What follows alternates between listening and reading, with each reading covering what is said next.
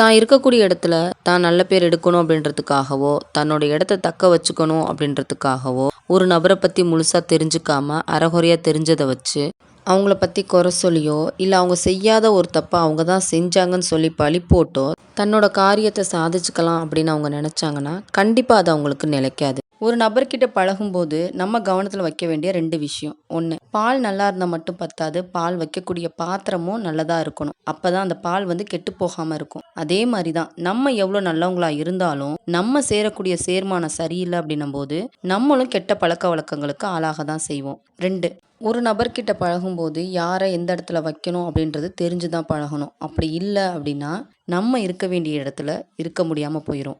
லைஃப்ல நம்ம தெரிஞ்சுக்க வேண்டிய ஒரு முக்கியமான விஷயம், காசு, பணம், சொத்து, நகை, காரு, வீடு இதெல்லாம் இருந்தா மட்டும் பணக்காரவங்க கிடையாது. பசிக்கும்போது குறைவில்லாத சாப்பாடு, நிம்மதியான தூக்கம், கடன், பகைமை, நோய் நொடி இல்லாத வாழ்க்கை, போதும் அப்படின்ற மனசு இதெல்லாம் இருந்தா கூட பணக்காரங்க தாங்க. தெரிஞ்சோ தெரியாமலோ ஒரு தடவை தப்பு செஞ்சுட்டாங்க அப்படின்னும்போது மன்னிக்க மனசு இருந்தா மன்னிச்சிருங்க. இல்லையா மன்னிக்க மாட்டேன்னு சொல்லி விட்டுருங்க.